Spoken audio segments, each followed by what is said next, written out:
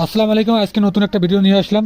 সিঁড়ির রড কিভাবে ছাড়ার লাগে আর এবং পিলার সঠিকভাবে পিলার কীভাবে বাঁধার লাগে, ঠিক আছে। আমরা আজকে এই ভিডিওতে দেখাবো কিভাবে সিঁড়ির রড ছাড়ার লাগে এবং কিভাবে পিলার সঠিকভাবে বাঁধার লাগে, ঠিক আছে। আমার মিস্ত্রিগুলো কাজ করতেছে, দেখেন কত সুন্দর করে কাজ করতেছে। এবং আমি তো কিকারের ভিডিও এর আগে দিয়েছি, ঠিক আছে।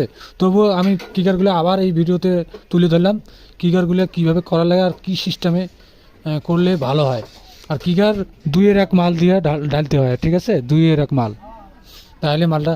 আর আমরা নতুন নতুন ডিজাইন করতেছি, তো এদিকে আর একটা সাইডে আমার নতুন ডিজাইন, মানে পিলার ডিজাইনটা দেখেন তো কীরকম হয়েছে। ভুল হলে আমাদেরকে একটু দেখাই দিবেন, কমেন্টে বলবেন, ঠিক আছে ভাই, পিলার ডিজাইনটা কীরকম হইতেছে।